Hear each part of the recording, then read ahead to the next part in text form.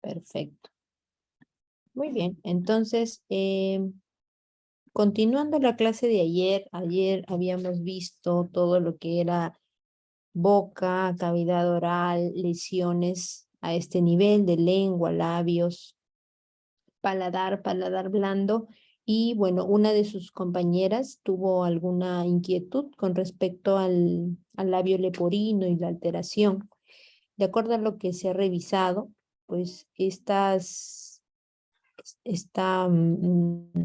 lo incompleto que se da en la migración de estos tejidos para el tema de la parte nasal se da alrededor de la quinta semana de gestación, séptima semana de gestación, sobre todo cuando es la parte nasal la alterada, la fisura labial. Y cuando estamos hablando ya de la parte palatina, cuando hay un defecto en el cierre, cuando está incompleto, ya estamos hablando de la semana 12.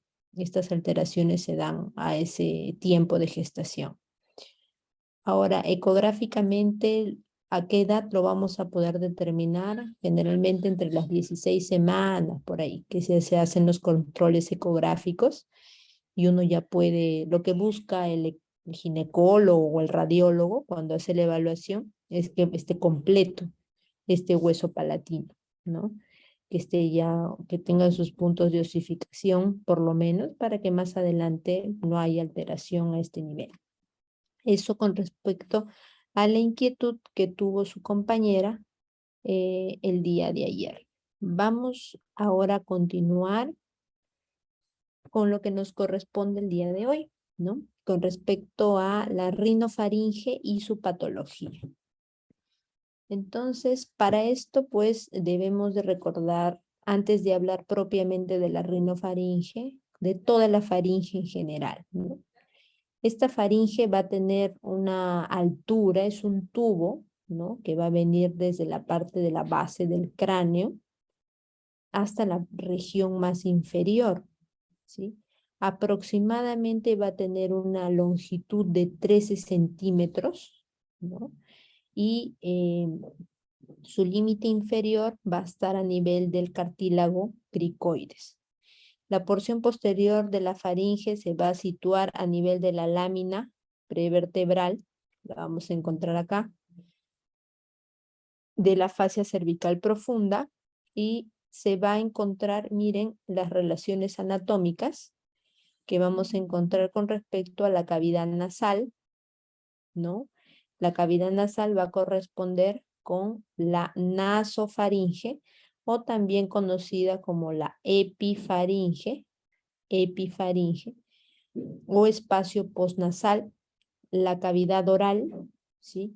Se corresponde con la orofaringe y la laringe, ¿no? Esta altura con su correspondiente hipofaringe.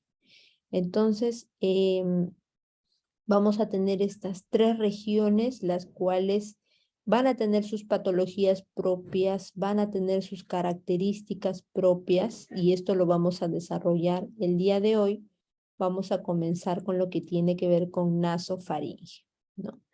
Ahora, esta nasofaringe ya vimos su tamaño, ya vimos que está compuesto de músculo, miren, acá lo dice bien claro, es a nivel muscular, y también pues tiene cartílago, ¿no? Y también tiene fascias, ¿no? Está correspondiente por fascias, ligamentos que están anclados a las estructuras óseas. Ahora, así como encontramos músculos, fascias, mucosas, ligamentos, huesos, también vamos a encontrar tejido linfático.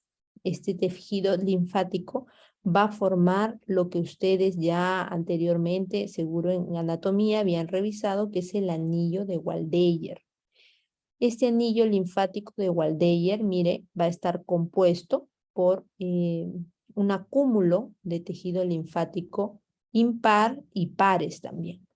Impar vamos a encontrar a la amígdala faríngea, ¿sí? Amígdala faríngea, o también conocida como adenoides. esta se va a encontrar en la parte más, en la nasofaringe, más superior y más posterior. A los lados vamos a encontrar, que es esta de acá, esta amarillita que encuentran aquí arriba, más posterior y más superior. Y a los lados vamos a encontrar dos, una a cada lado, derecha, izquierda, derecha, izquierda, ¿no? Al lado derecho, la tuba tonsilar, la amígdala tubárica, ¿no? En español vendría a ser la amígdala tubárica o peritubárica que está alrededor del drenaje de la trompa de Eustaquio del lado derecho y del lado izquierdo. A nivel ya orofaringeo, que es el tema que nos va a traer el día de mañana, vamos a ver la amígdala palatina. ¿Qué son las amígdalas que ustedes examinan cuando ven la orofaringe? ¿Sí? Entonces, si habláramos de nasofaringe, vamos a estar hablando aquí. Y si habláramos de orofaringe, vamos a estar hablando de esta parte. Dos amígdalas palatinas, derecha e izquierda, y la amígdala lingual. Detrás de la lengua, ustedes van a ver que se encuentra esta amígdala lingual, ¿ya? Entonces, miren cómo está conformado este anillo. Y también, no es que estos sean los únicos, también en la pared posterior de la faringe hay ciertos como acúmulos granulosos que a veces encontramos en la faringe, ¿no? Por eso es que cuando ustedes revisan la garganta, ustedes ponen, faringe granulosa, ¿no? No sé si ustedes han escuchado ese término. Faringe granulosa relacionada a esos acúmulos linfáticos que a veces se hipertrofian cuando hay algún grado de inflamación o de infección a nivel faríngeo, ¿ya? Entonces, son estas las más grandes estructuras linfáticas, pero hay muchas que están diseminadas a nivel de la mucosa faríngea posterior. Ya habíamos hablado de los límites, el techo tiene que ver con la bóveda de la faringe, el suelo tiene que ver con el paladar blando, ¿no? De la faringe. El límite anterior lo vamos a tener por las coanas de las cavidades nasales, la parte es el límite, ¿no? De la cavidad nasal con la nasofaringe a nivel anterior. En su límite posterior está la mucosa que va a cubrir al músculo constrictor superior de la faringe, ¿sí? Y a nivel lateral vamos a tener la mucosa también que cubre al músculo superior de la faringe. El músculo va a cubrir, ¿no? De esta manera toda la región posterior de esta faringe. Posterolateral. ¿Cuáles son las relaciones anatómicas importantes a nivel de la nasofaringe? La desembocadura de la trompa auditiva o la trompa de Eustaquio o la trompa faringotimpánica, también la llama, ¿sí? Se abre en la nasofaringe. El rodete tubárico es una elevación formada por la base de la porción cartilaginosa que se sitúa superior al orificio faríngeo de la trompa auditiva. Y también tenemos pliegues salpingofaringio, es una mucosa que se sitúa sobre el músculo salpingofaringio y va a conectar este rodete con la pared lateral de la faringe. El receso o espacios, ¿no? Receso faríngeo se localiza posterior al pliegue salpingofaringio y contiene las amígdalas faringeas o adenoides, ¿no? A la amígdala nasofaringea. Ese es el receso faríngeo. La nasofaringe, vamos a ver que la faringe va a tener funciones mixtas, ¿no? En su totalidad, función respiratoria, aerodigestiva, digestiva. La parte de la nasofaringe es básicamente, tiene función ventilatoria o respiratoria, ¿no? Esta trompa va a conectar el oído medio con la nasofaringe y ayuda a equilibrar presiones aéreas a ambos lados de la membrana timpánica. O sea, equilibra la presión que hay en el conducto auditivo externo con la que hay en la caja timpánica. La porción cartilaginosa de la trompa auditiva normalmente está cerrada. ¿no? La parte cartilaginosa. Y cuando se abre, ojo, esto ha sido pregunta de examen. ¿Qué sucede durante la deglución? ¿Se abre o se cierra la trompa de Eustaquio? Clave, se abre la trompa de Eustaquio, ¿ya? Pero normalmente la trompa sí suele estar cerrada. Por eso es que cuando a veces estamos resfriados y bostezamos o deglutimos, sentimos como burbujitas, ¿no? Que hubieran a nivel de nuestro oído medio, o como que se tapa y se destapa el oído medio, porque estamos abriendo la trompa de Eustaquio, ¿no? Entonces, esto es importante que lo considere. La trompa auditiva permite la difusión de infecciones entre el oído medio y la nasofaringe. La trompa de Eustaquio funciona como una válvula, ¿sí? Su función, sobre todo, aparte de equilibrar presiones, tiene la función de protección o de delimitar todo el contenido del oído medio y de la nasofaringe. Protección del oído. O sea, por ejemplo, una infección respiratoria alta evita que esas secreciones lleguen aquí, ¿no? Y viceversa, las secreciones del oído lleguen a la nasofaringe. Entonces, eso hay que tener mucho en cuenta.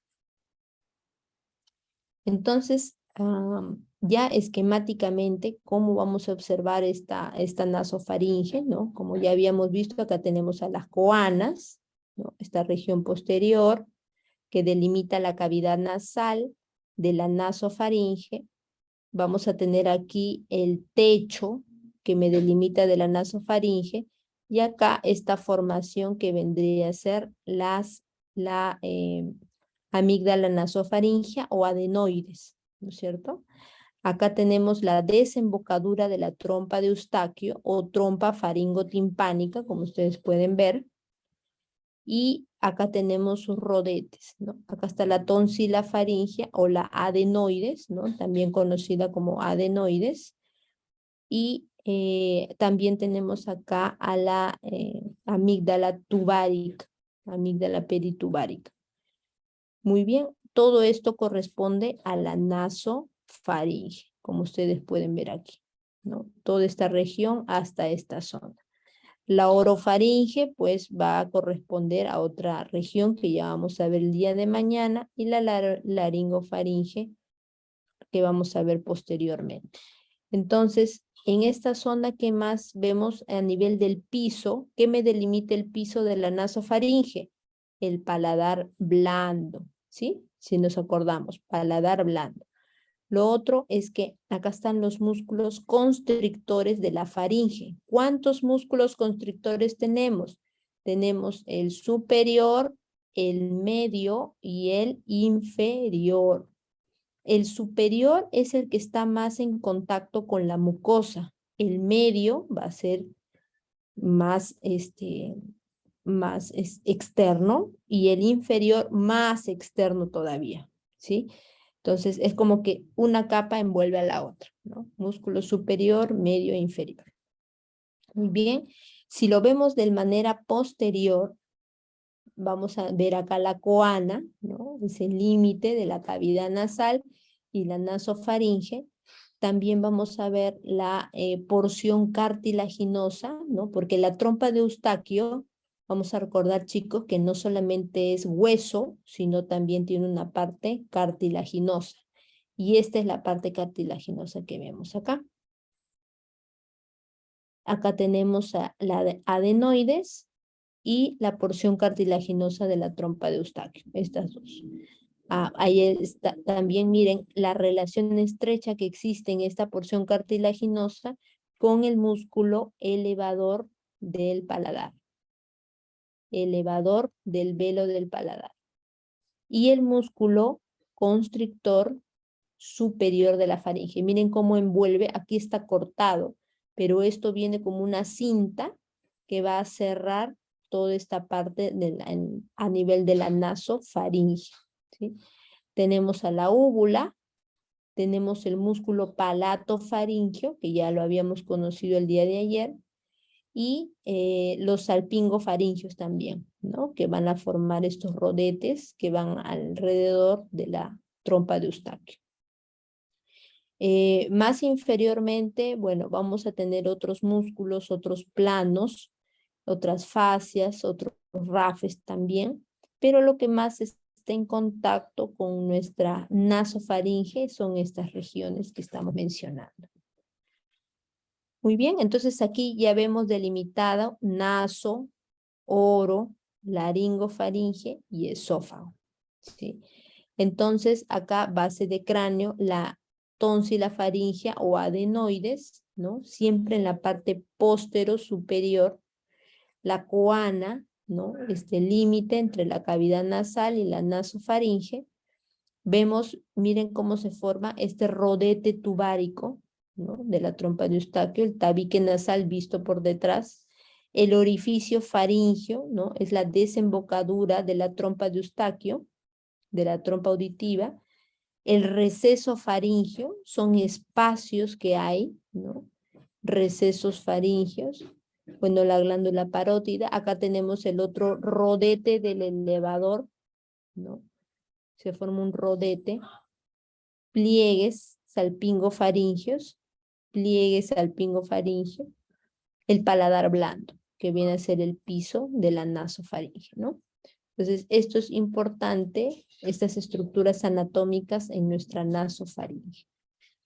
Acá tenemos esta imagen sobre todo para que vean, por ejemplo, cuál es su relación del músculo constrictor superior de la faringe, ¿no? Miren, es este de acá. Este músculo constrictor, miren cómo va a venir a ser como va a abrazar desde la parte posterior hacia los laterales a la nasofaringe, ¿sí? Se va aquí a unir a este rafe pterigomandibular, de donde parte también nuestro músculo buccinador. Entonces, este abrazo que le hace pues a la nasofaringe es importante cuando estamos hablando de deglución. Los músculos constrictores, tanto superior, medio, inferior, tienen funciones de la deglución. Hacen un movimiento sincronizado, alternante, para que lo que es el bolo alimenticio, las secreciones, todo vayan hacia la parte más inferior y luego al esófago, ¿no? También miren, aquí miren la relación del otro músculo constrictor medio de la faringe, que está aquí, más inferior. Y acá tenemos el otro músculo, constrictor inferior de la faringe. El superior, el medio y miren este inferior. También está abrazando desde la parte posterior a la lateral, pero es más externo y es más inferior, ¿no? Eso es importante. Entonces, miren la relación anatómica, la porción cartilaginosa de la trompa de Eustaquio, la trompa faringotimpánica, el músculo tensor del velo del paladar, ¿sí? Su función, como está ahí, anclado este paladar. El elevador del velo del paladar, que también tenemos aquí. El músculo salpingofaringio. Estos forman los rodetes, músculo salpingofaringio. Y el músculo constrictor superior de la faringe, ¿no? Como está abrazando, aquí es un corte sagital, pero viene desde acá todas sus fibras, vienen a abrazar y cierran la faringe antero-posteriormente. Esa es su función, antero-posteriormente, hacen un cierre así. Y el rafe pterigomandibular, donde se ancla este músculo constrictor superior, tenemos el músculo palatofaringio, el músculo buccinador que parte de este rafe pterigomandibular y esas estructuras importantes en nuestra nasofaringe, ¿no? Entonces, ¿cuál es la función de estos músculos constrictores? Van a dirigir el bolo alimenticio de forma sincronizada hacia los senos piriformes y de ahí al esófago, ¿no? Esa es su función de cierre. Miren, constrictor superior, donde se origina gancho de pterigoides, rafe pterigomandibular y van a los dos lados de la lengua, donde se inserta y constriñe la parte superior de la faringe, que es la nasofaringe que nos trae el día de hoy. Lo inerva el plexo faringio, ¿no? Que es la porción motora del plexo, del nervio faringio, del nervio vago, décimo par. El décimo par es quien inerva esta zona. Igual, constrictor medio, acá tenemos el superior, el medio, acá están sus inserciones, su origen, ligamento estiloioideo, se van a insertar en el rafe faríngeo. Acá también el inferior, en la línea oblicua del cartílago tiroides y del cartílago cricoides, y van a constreñir la porción media y la porción inferior. Ramas para su inervación, el plexo faríngeo, el nervio laríngeo superior, del nervio laríngeo, del nervio vago, décimo par. Acá tenemos el palato faríngeo, el salpingo y el estilofaríngeo, que ya son más un poco inferiores, sobre todo el palato faríngeo, pero el salpingo sí tiene que ver con el cartílago de la trompa de Eustaquio, de la nasofaringe, ¿no? Va a elevar las porciones superior y lateral de la faringe. Estilofaringio, cara medial de la base de la apófisis estiloides. Eleva la faringe, expande los lados de la faringe. Miren la trompa de Eustaquio. A veces uno no le da tanta relevancia, pero cuando ustedes tengan pacientes que, por ejemplo, niños que han comenzado con una rinofaringitis y están haciendo como consecuencia una otitis media aguda, esta trompa de Eustaquio va a tener una función principal y por eso ustedes tienen que comprender su estructura, cómo está formada. Mire esta parte cartilaginosa, ¿no? Cómo se ve, esta es una vista inferior de la base del cráneo y su orientación, ¿no? Mira cómo viene desde el oído medio, internamente, hacia la nasofaringe. Va a tener una parte que es una lámina lateral y una lámina medial de la porción cartilaginosa de la trompa de Eustaquio. Acá tenemos, bueno, otras estructuras aledañas como la arteria carótida, los agujeros espinoso, oval, pero miren, básicamente para comprender la disposición que tiene esta trompa de Eustaquio en la base del cráneo. Miren acá, cuando la trompa está abierta, miren esta área, está abierta aquí la trompa, y cuando se encuentra cerrada la trompa de Eustaquio, ¿sí? Entonces, la musculatura, ¿no?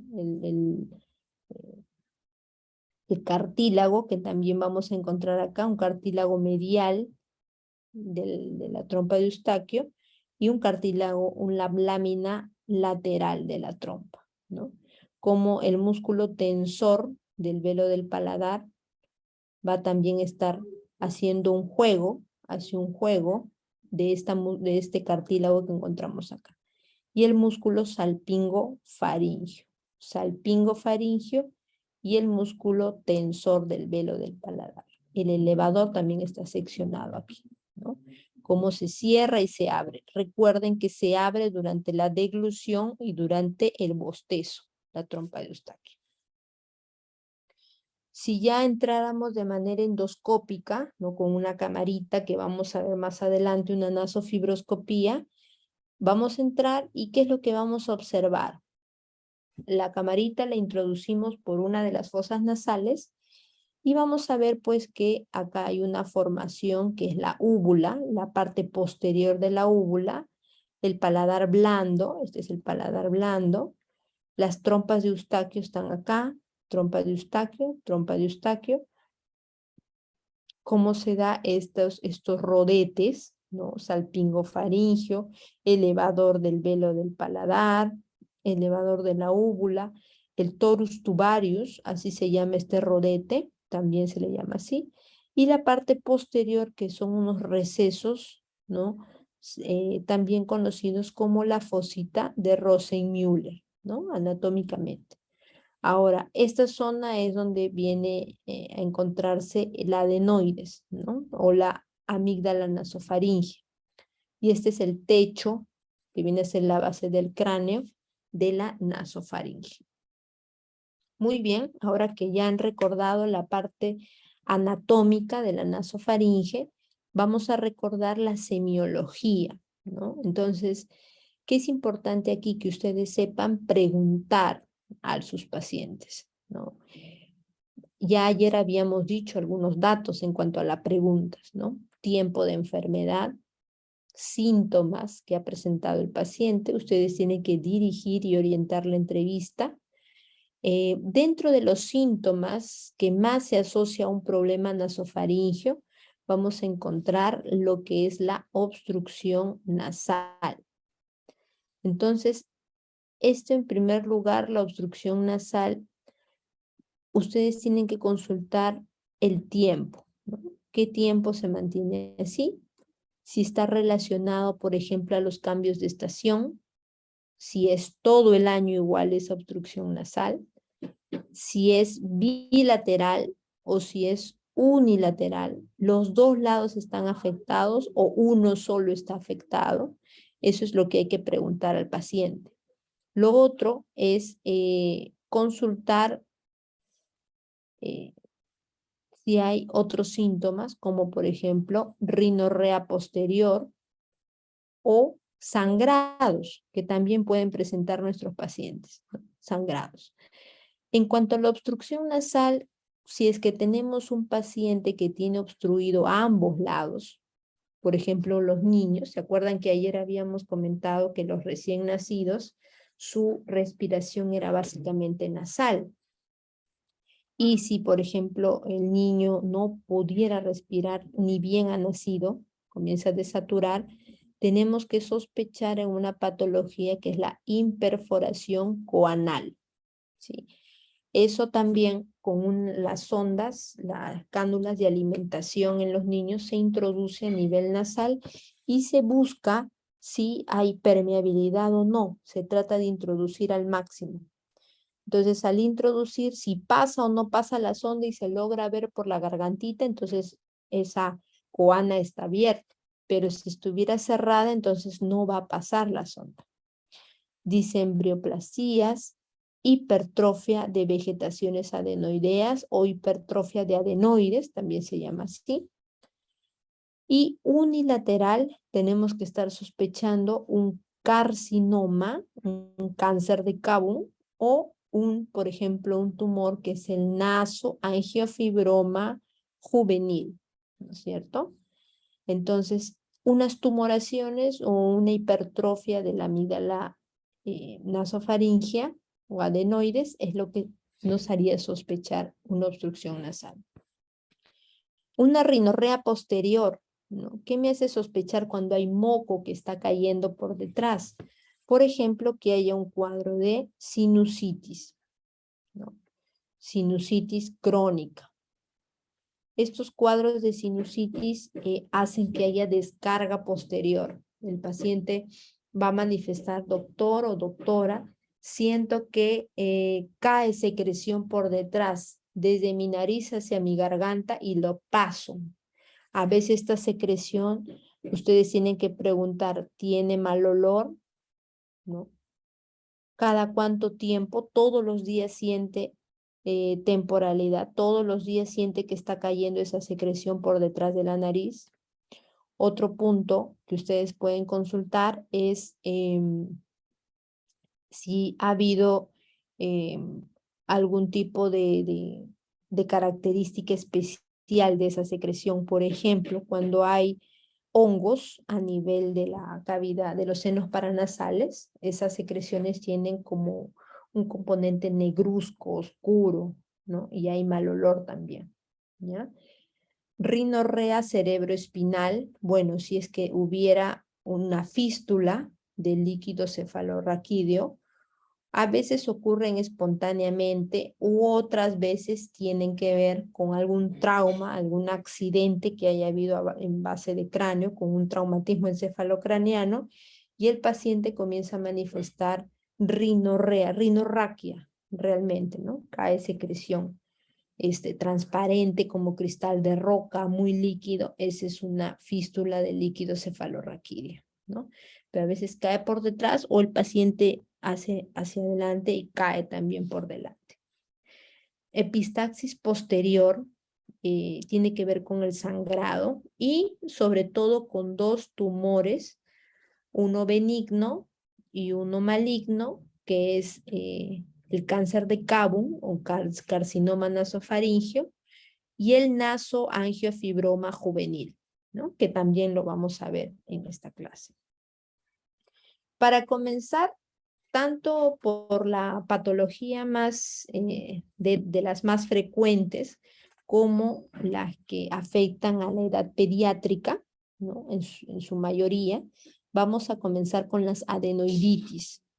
¿A qué se refiere adenoiditis? Ya como su nombre lo dice, es una inflamación, itis, ¿no? Inflamación de la amígdala nasofaringea o inflamación de la adenoides, ¿sí? Ahora, esta inflamación del adenoides es bien frecuente, sobre todo en niños a los 3 años. Algunos desde el nacimiento, ¿ah? Desde el nacimiento, 2 años, 3 años están muy sintomáticos, 4, 5, 6. A partir del 6 años, 10 años, ya comienza a bajar la sintomatología que tiene el paciente porque este tejido linfático, aparte de que involuciona, que quiere decir que comienza a reducir su tamaño, la cabeza del niño crece, ¿sí? Entonces, al crecer ya no obstruye de esa manera, ¿no? Estas adenoides grandes van a obstruir el cabo, ocasionando que esté obstruido crónicamente la nariz. Y favorece un cuadro que ustedes, como ya han visto, mire, es en la región que ocupa la nasofaringe y el drenaje de la trompa de Eustaquio está ahí bien próximo. Entonces, va a favorecer que hayan cuadros de otitis media aguda.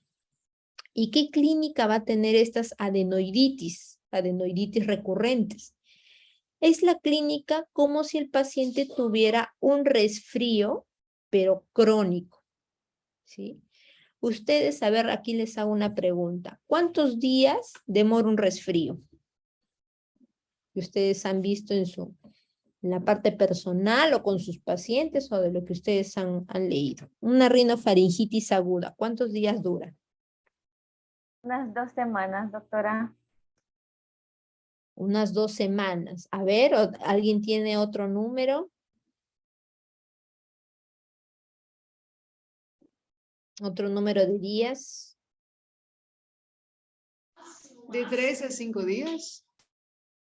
De 3 a 5 días, muy bien. Sí, en un paciente normal, ¿no? Con su sistema inmunitario adecuado, en un paciente que es sano, no tiene otras patologías, un resfrío de origen viral debería durar de 3 a 5 días. Cuando este paciente ya está pasando este tiempo, por decir, comenzó con síntomas de resfrío y ya va 1 semana, ya va 10 días, ya va 2 semanas, ojo, ya estamos sabiendo que puede ser una sinusitis aguda, que puede estar realizando una sinusitis aguda.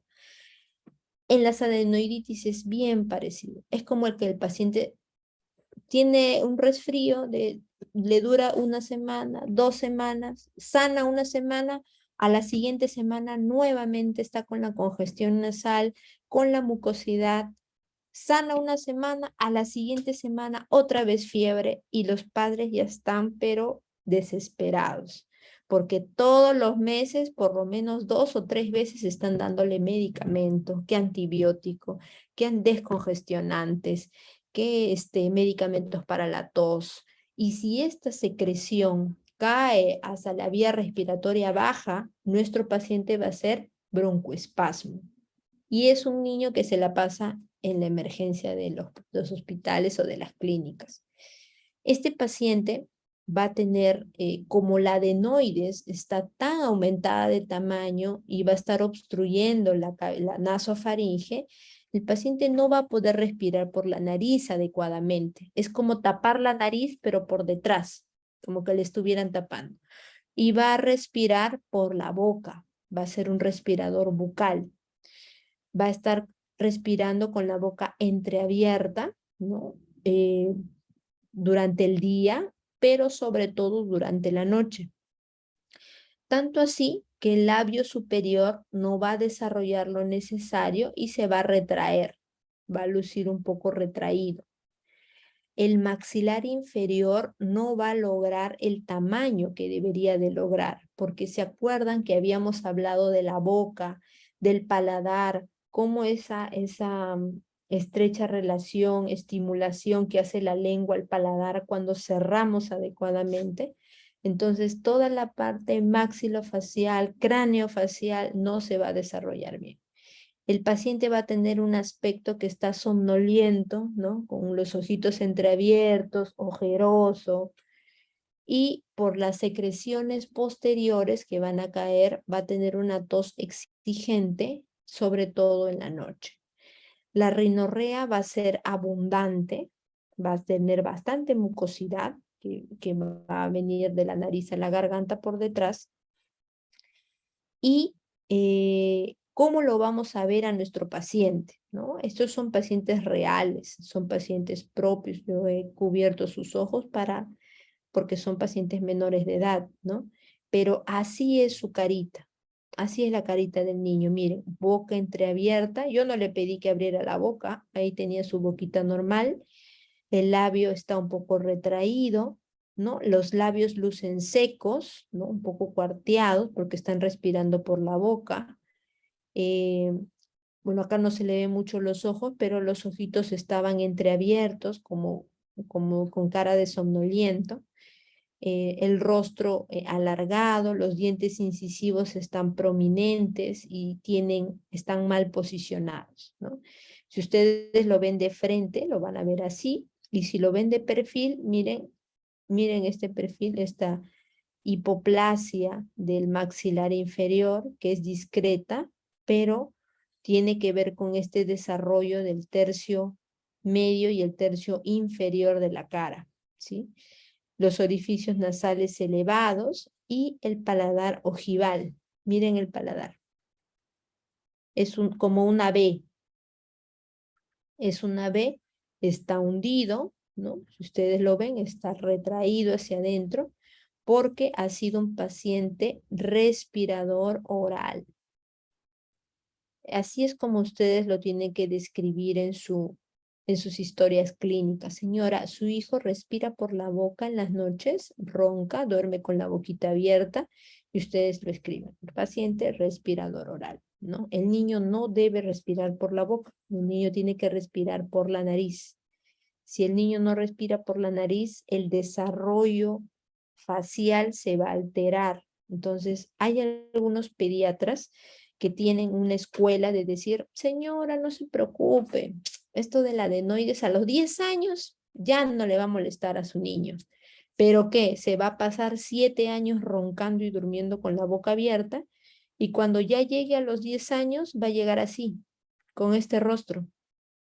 Y ya va a requerir otras cirugías maxilofaciales para hacer crecer este maxilar o para corregir el paladar que se encuentra de esta manera, o son pacientes que van a necesitar brackets porque tienen mal posición dentaria.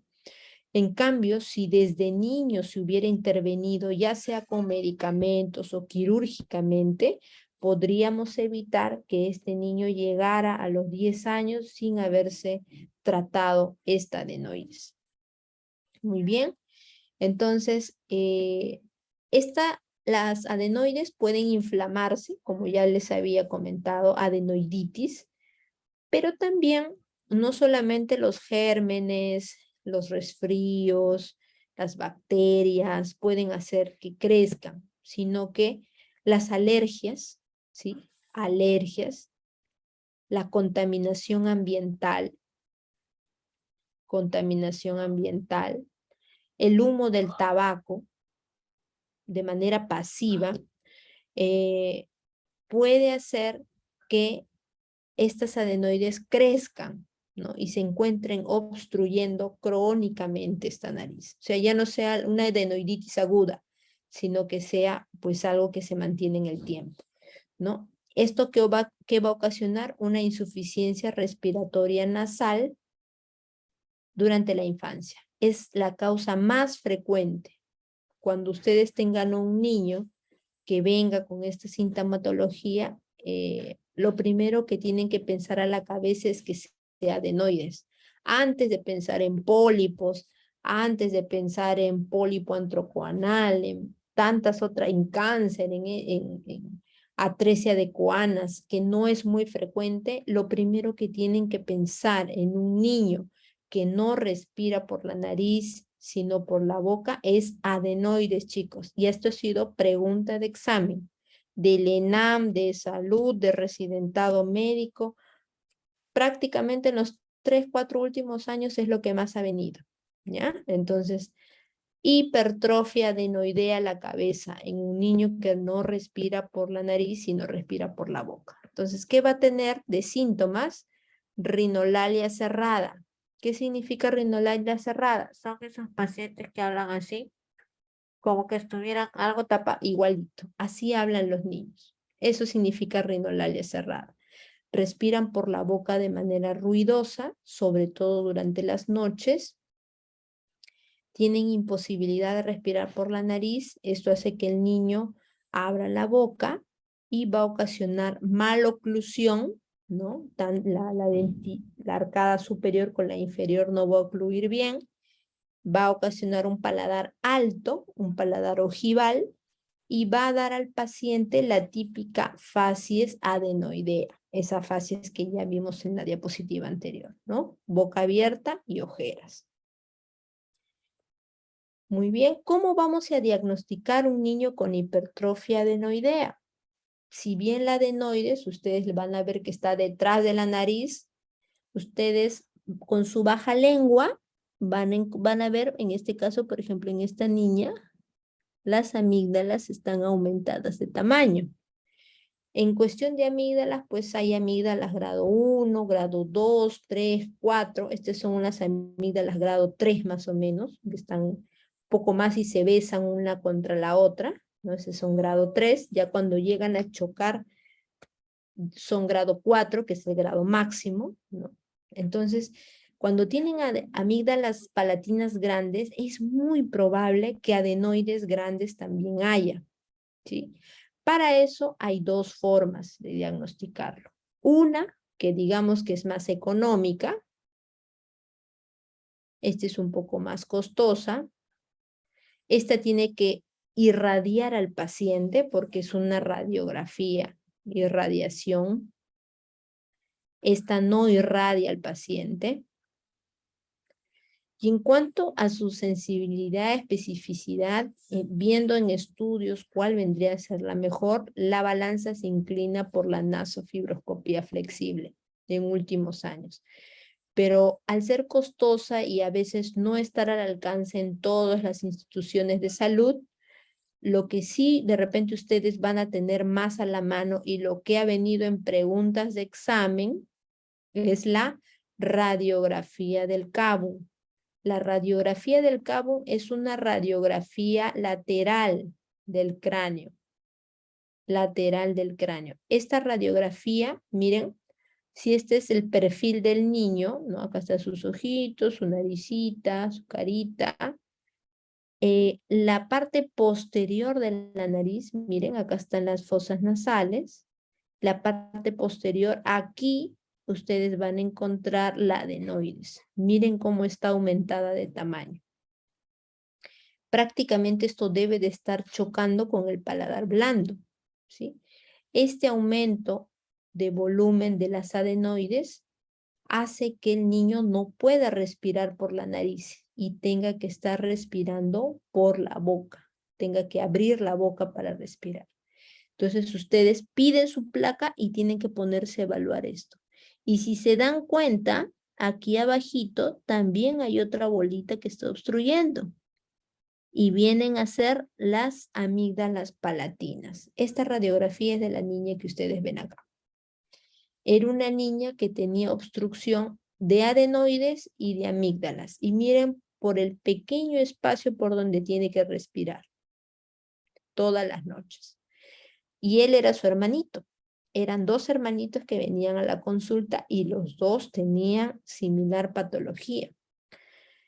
Lo anecdótico de este caso era que la mamá no quería operarlos a ninguno de los dos, ¿no? Entonces, ahí hay que educar mucho, hay que tomarse el tiempo de hablar con los padres, porque ofrecerle una cirugía a un papá es bien difícil porque ellos al mismo se muestran negativos ante cualquier cirugía, ¿no? Pero si ya se ha intentado el tratamiento médico y no ha habido mejoría, lo que sigue, o cuando ya vemos que es muy severo y no va a mejorar con el tratamiento médico, hay que optar por el tratamiento quirúrgico. Entonces, eso es lo que vemos en la placa radiográfica. Pero ¿cómo se vería en la nasofibroscopía? Vamos a ver acá.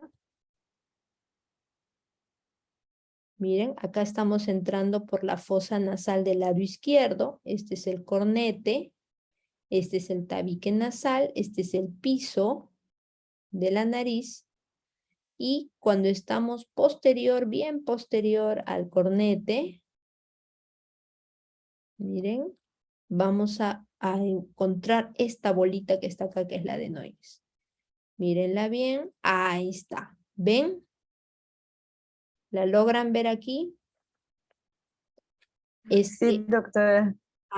Este aumento de tamaño, miren cómo está obstruyendo la región del cabum, toda la mucosidad que hay ahí alrededor, está lleno de gérmenes, de bacterias.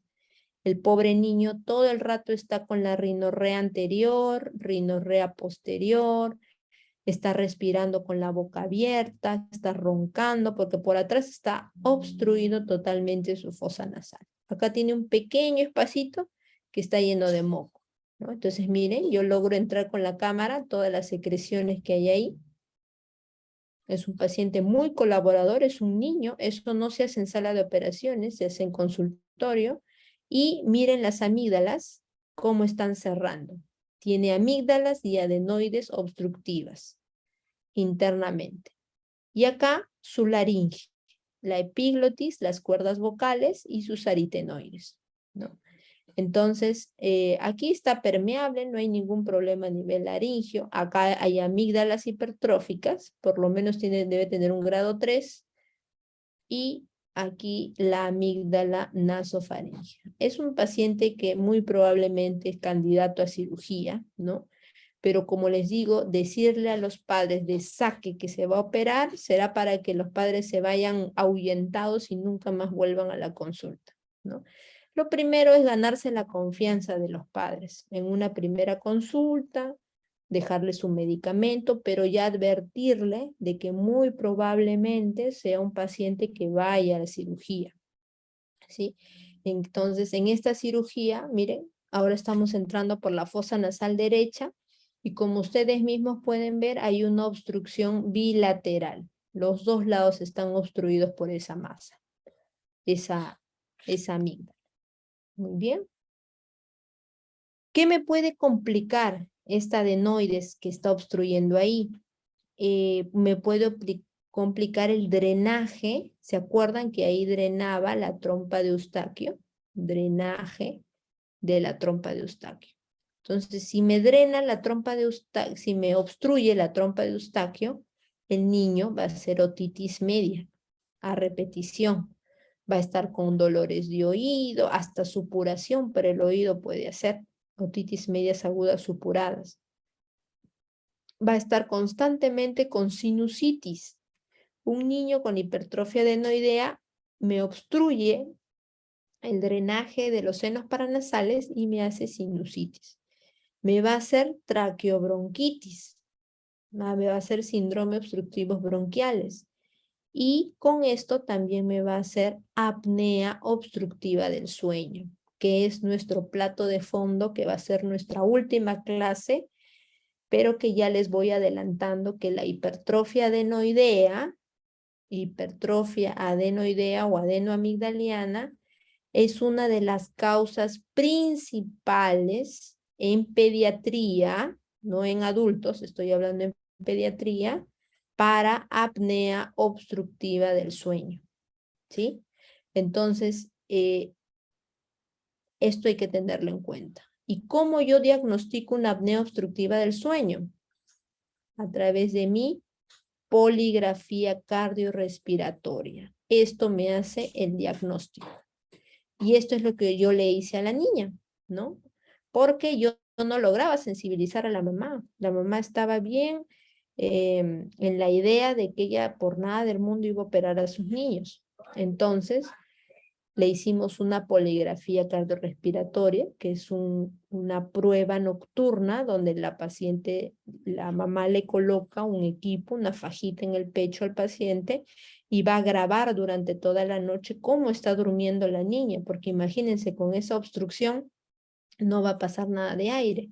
Entonces, ponemos una cánula nasal, un pulsoxímetro en el dedito de la niña y esto graba, ¿no? Al grabar, nos va a dar la información de cómo está ventilando la niña durante la noche, cómo está saturando, cómo está su frecuencia cardíaca, su nivel de oxigenación, todo ello, ¿ya?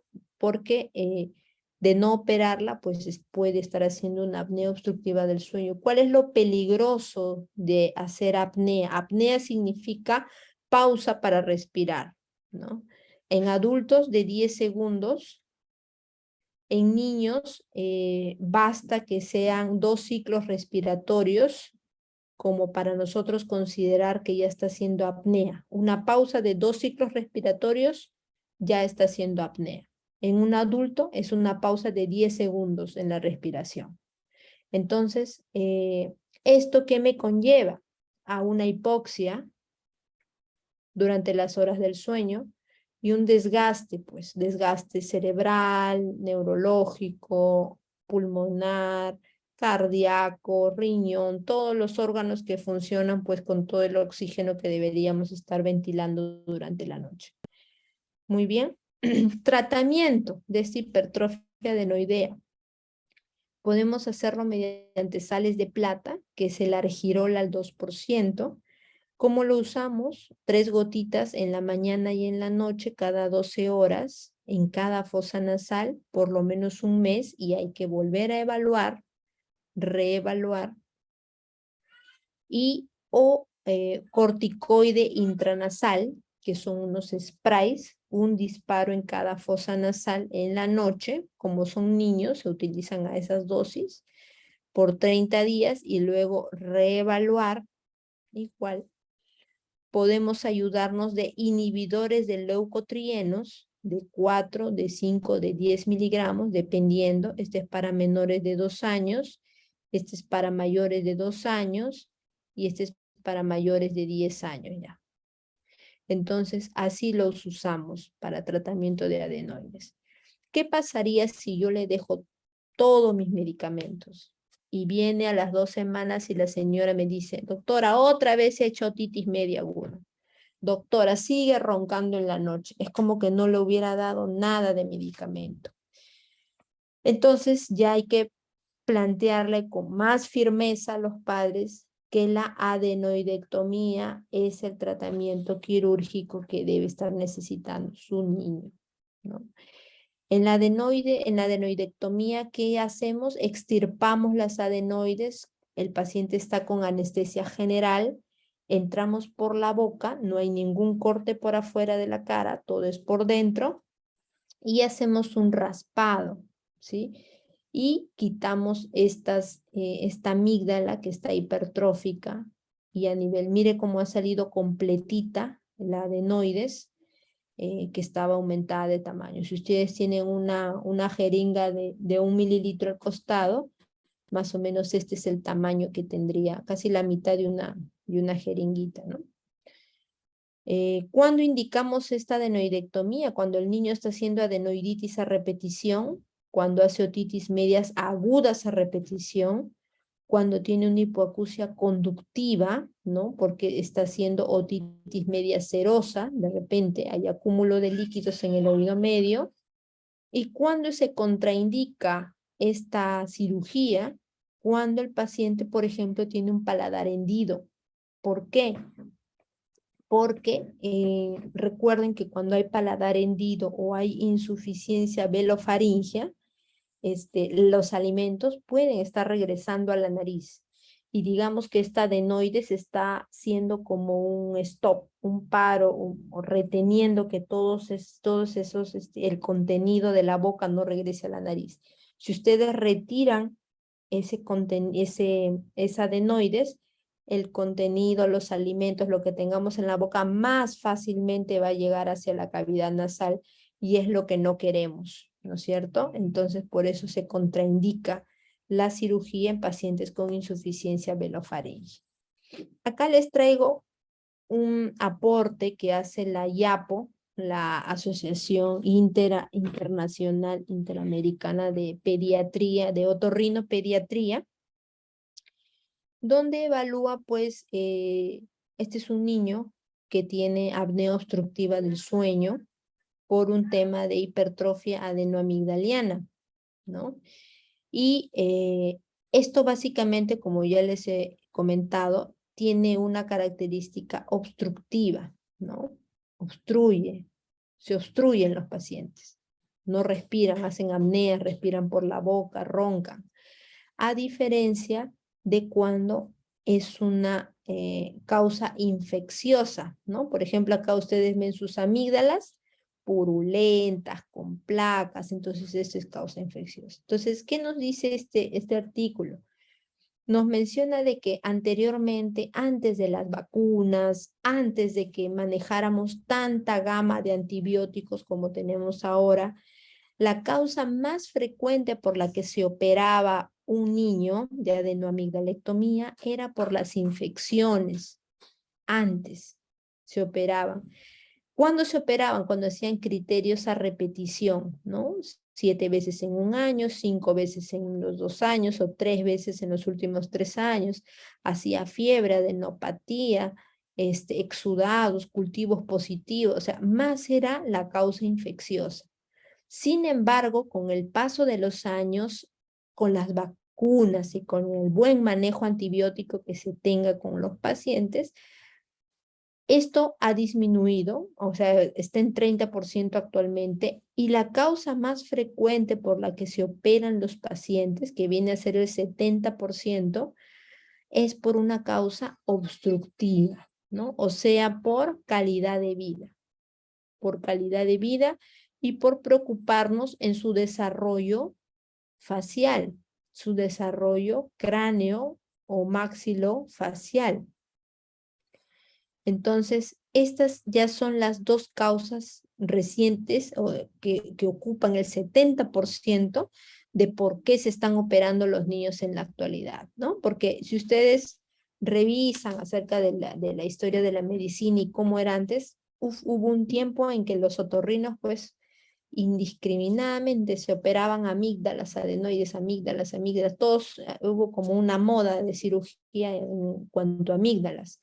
Pero para eso se establecen criterios, ¿no? Cuándo tenemos que operar y cuándo no. Y lo otro es la parte obstructiva, como en este caso. ¿Qué otra cosa me puede ocasionar una obstrucción a nivel nasofaringeo? Y acá lo vemos como una tumoración que puede crecer a nivel del seno maxilar, del antro del seno maxilar, y va a venir por detrás de la nasofaringe. ¿Y dónde es que lo vamos a ver nosotros? Cuando ustedes le pidan al niño, a ver, vamos a examinar, diga, baje la lengua y ¡bloc! Vemos una tumoración, miren, en la parte posterior del paladar blando, de la úvula. Entonces, esta tumoración, y sobre todo si es un paciente niño o es joven, me va a hacer pensar que se puede tratar de un pólipo antrocoanal, ¿no? Esto probablemente lo haya tenido y su crecimiento es progresivo, es en el tiempo, es un crecimiento muy larvado, no es agudo, no es abrupto. Entonces, esto me genera una obstrucción nasal considerable, ¿no? Son pólipos mucosos grandes que se extienden hacia la cavidad nasal y sobre todo hacia la nasofaringe, ¿no? Que es la zona que estamos viendo el día de hoy. ¿Qué otra patología tienen que tener en cuenta dentro de las tumoraciones, de las obstrucciones, ¿no? Que también se pueden generar en esta región o también ser secundarias a algo que ha comenzado dentro de la cavidad nasal y que ha caído hacia atrás. Aquí a la cabeza es el nasoangiofibroma juvenil, ¿sí? También lo conocen como el angiofibroma, también lo mencionan así. Esta patología está dada sobre todo en varones púberes, adolescentes, sobre todo adultos jóvenes, ¿ya? Esto tiene que ver mucho con, existen muchas causas, muchas hipótesis, ¿no? Algunas tienen que ver con una alteración embriológica en cuanto a la formación vascular de esta región, como que hubieran unos vasos aberrantes que no terminaron de formarse como deberían y comenzaron a generar pues una tumoración en esta zona de la cavidad nasal y de la nasofaringe, ¿ya? Como ustedes lo pueden ver en esta región, ¿no? Ahora, esta obstrucción, esta tumoración, ¿qué va a generar? Obstrucción nasal. El paciente también va a sentir que no pasa el aire por la nariz y va a estar con rinolanea cerrada, ¿no? Como habíamos hablado que se sentía ese tipo de voz. Pero a diferencia del adenoides, ¿no? Que de repente uno podría decir, a ver, obstrucción nasal, rinolalia cerrada, puede ser adenoides también. Miren la edad. La edad es otra, la edad es diferente. Y dos, lo más importante acá, que es el síntoma, digamos, patognomónico, es que la epistaxis, el sangrado nasal que va a tener este paciente es abundante. Esta patología, si bien es un tumor benigno, ¿no? Porque está considerado dentro de los tumores benignos, no es un cáncer, pero su comportamiento, que es infiltrante, es un comportamiento peligroso por la zona donde está, lo puede hacer mortal, chicos, ¿ya? Porque invade, va creciendo, va avanzando hasta base de cráneo, a veces ya llega hasta la parte cerebral y ahí sí ya no hay mucha alternativa que brindar al paciente, ¿no? Es tratamientos quirúrgicos, embolizaciones, radioterapia, o sea, ya no hay mucho que hacer cuando un paciente ya tiene invasión intracraneal, ¿no? Es de mal pronóstico, puede ser mortal.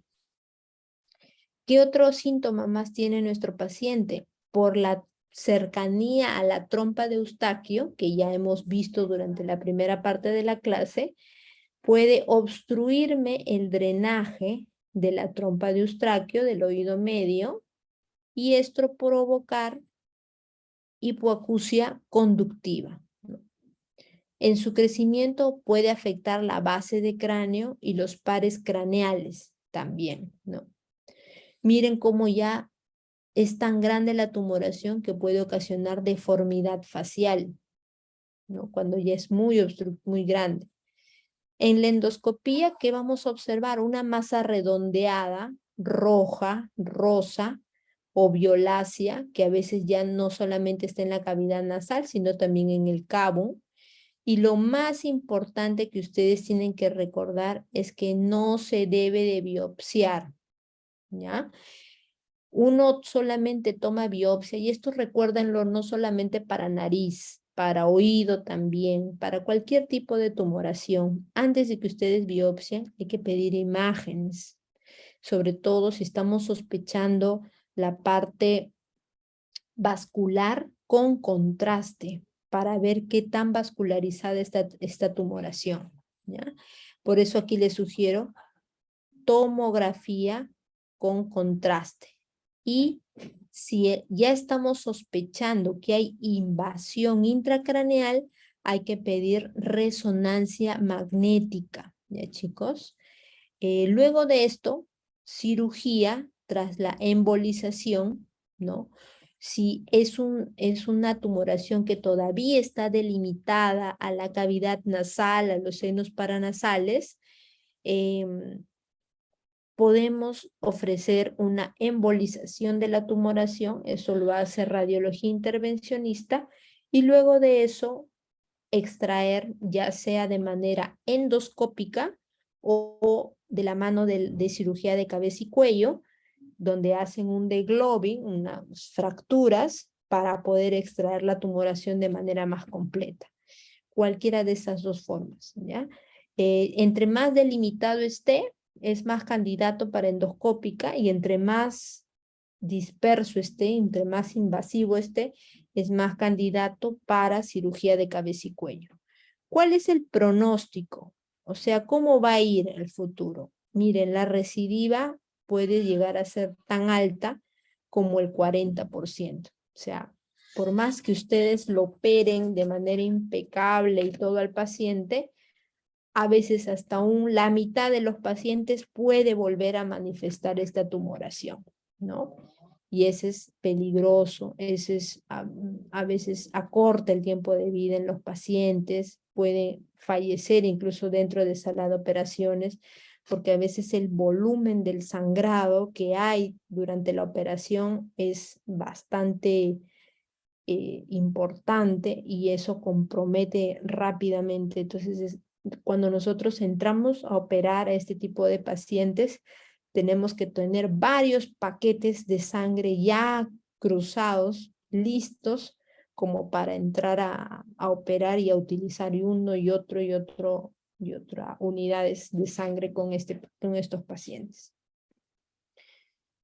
Muy bien, y ya casi para terminar, otras tumoraciones malignas. Ya hemos hablado de las tumoraciones benignas, como por ejemplo el nasoangiofibroma juvenil, y tumoraciones malignas tenemos el cáncer de Cabo. Este cáncer de Cabo es importante en el siguiente sentido. Las lesiones que se forman en esta región, en el cabo nasofaringeo, a veces pasan inadvertidas, ¿ya? El paciente, para que se llegue a dar cuenta que ha tenido un cáncer de cabo, a veces no le ha prestado importancia a alguna sintomatología, pero sí lo primero que notó es un ganglio cervical que ya aparece y llama la atención, y hace pues que se tomen las biopsias y todo, y ahí es cuando encontramos que este cáncer ya se diseminó, ¿ya? Entonces, este cáncer de Cabo está relacionado a un virus, el virus Epstein-Barr, que también tiene relación con otras patologías, la mononucleosis infecciosa, por ejemplo, ¿no? Y más no tiene relación, este cáncer de Cabo no tiene relación con el tabaco, ¿ya? A diferencia de lo que ocurre a nivel de boca, orofaringe, laringe, cuerdas vocales, esas lesiones sí están más en relación con el tabaco y con el alcohol, ¿ya?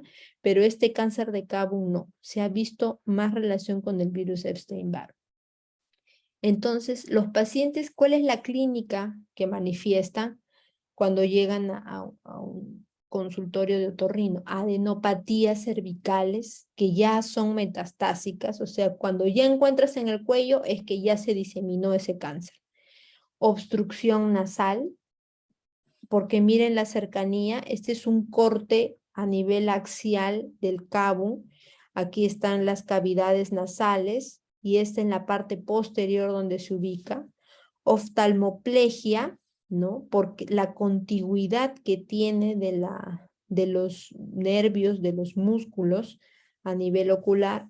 Y esto es clave, chicos. Otitis media serosa unilateral. ¿Qué significa?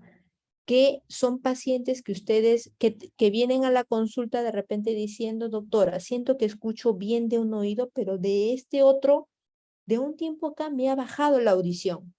Ustedes le preguntan: señora, ¿ha habido dolor? ¿Ha habido secreción? ¿Ha habido...? No, nada. No he tenido nada de eso. Solamente siento que no escucho. Le hacen una timpanometría y sale uno de los oídos plano. O sea, no escucha de ese lado.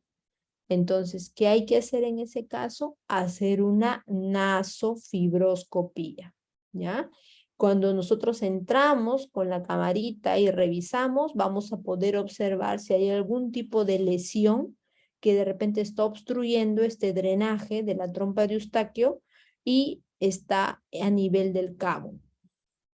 Esta tumoración es fácilmente diseminable, chicos, porque esta zona, en esta región, hay vasos linfáticos, hay vasos sanguíneos, y la contigüidad, esa zona es bien imbrincada, tiene bastantes estructuras óseas, musculares, fascias. Entonces se puede diseminar a nivel anterior hacia la nariz, ¿no? A nivel inferior hacia la faringe, hacia la parte más inferior.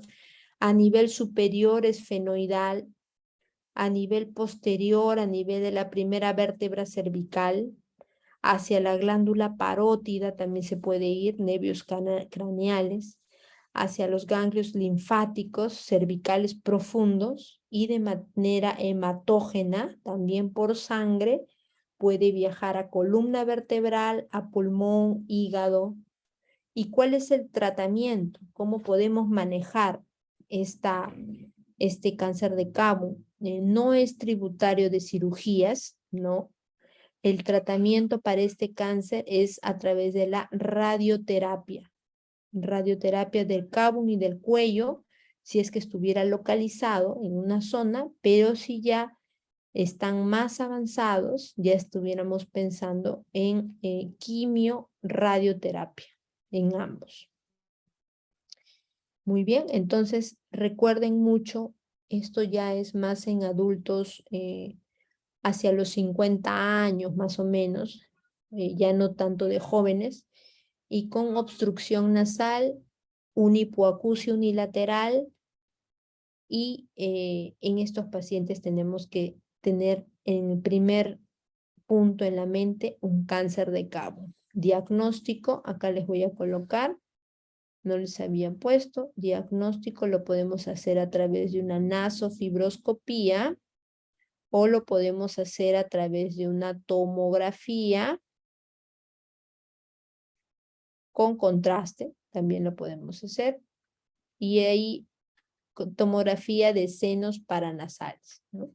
Y nasofibroscopía, que es la camarita que hemos visto que entra por la nariz y llega hasta el cabo para observar esa tumoración.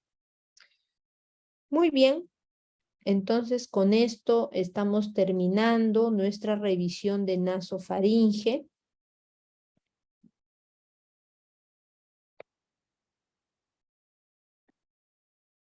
Si tuvieran alguna pregunta, alguna consulta sobre los temas que se han planteado el día de hoy, nos la hacen saber. ¿Alguna inquietud? ¿Algo no les quedó claro? Doctora, esta adenoiditis de la infancia de los niños, ¿no? ¿Hay alguna explicación por qué este niño tiene esta inflamación crónica, por qué el otro niño no la tiene, o no existe una explicación? Es así. Ya, muy buena pregunta. Y los padres también preguntan eso. ¿Por qué si otros niños no se enferman, por qué el mío sí? ¿No? Y esto tiene que ver tiene muchos factores, ¿sí? Desde los factores de la sensibilidad de cada paciente ante ciertos alergenos, por ejemplo. Recordemos que esta inflamación del adenoides puede deberse a un factor alérgico, es más sensible. Muchos niños, padres mencionan, desde que trajimos al gatito a la casa, desde que trajimos al perrito a la casa, mi hijito comenzó con este problema, ¿no? Comenzó a congestionarse, comenzó a obstruirse, y ahí comenzó todas las enfermedades, ¿no? Pero ¿por qué una persona sí reacciona al epitelio del perro y otro no, al epitelio del gato y otro no? Entonces, es por esa misma sensibilidad personal, individual que cada uno tiene a ciertos alergenos ambientales. También tiene que ver con, por ejemplo, niños que asisten a guarderías, niños que hay hacinamiento en la casa, ¿no? Que tienen un bajo nivel nutritivo, que no están bien alimentados, que no están vacunados. Entonces, su sistema inmunitario no es el mejor para poderse defender de estas infecciones y que van a comenzar a inflamar crónicamente esta amígdala nasofaríngea. Entonces, tiene que ver con la alimentación, con la lactancia materna también, ¿no? Cuando el niño lacta, hace movimientos musculares a nivel faríngeo que también ayudan a su desarrollo craneofacial. Por eso es que justamente acabamos de pasar la semana de la lactancia materna y la lactancia materna pues es espectacular en todos, por donde se le vea, hasta en otorrino, ¿sí? Hasta en otorrino, en la parte de la musculatura faríngea, en sus inmunoglobulinas, en la protección inmunitaria que va a tener nuestros niños con esta lactancia materna, con las vacunas, con sus controles adecuados que se le haga al niño, porque el niño que tiene un problema de adenoides, su crecimiento en peso y talla no es el mismo que otros niños de su edad, porque es un niño que está constantemente enfermo, no se enferma mes por medio ya se está enfermando y el siguiente mes está sano y el siguiente mes está enfermo y así se la pasa. No duerme bien, ¿no? Recordemos que los niños cuando roncan, cuando tienen un sueño muy fragmentado, muy superficial, las hormonas, como por ejemplo la grelina, no se llega a liberar como debería de liberarse y el niño no crece lo que debería de crecer. Entonces, para que vean lo importante que es tratar a un niño a tiempo. No es ustedes que ya van a ser médicos de otras generaciones, ya no podemos estar pensando de que, señora, no, a los 10 años se le va a pasar porque involuciona la adenoides, ¿no? Porque en ese tiempo que dejó de dormir, dejó de crecer, su desarrollo neurológico no fue el mejor, su rendimiento escolar tampoco, entonces hay que actuar oportunamente con ellos, ¿no? Y ustedes que van a ser médicos generales antes de ser especialistas, hacer hincapié en los padres, en la educación, en la vacunación, en la lactancia materna, en los controles de los niños y todo eso va a ayudar a que sea más fuerte, más resistente a estos cuadros infecciosos, ¿no? El nivel socioeconómico también tiene que ver, a veces las familias no tienen mucha economía, trabajan y mandan a los niños a guarderías y en estas guarderías los niños se van contagiando unos con otros, ¿no? Muy bien. Listo, chicos. Entonces, esos son temas muy interesantes, son temas muy bonitos. El día de mañana vamos a continuar con lo que son las patologías orofaringeas, ¿sí? Y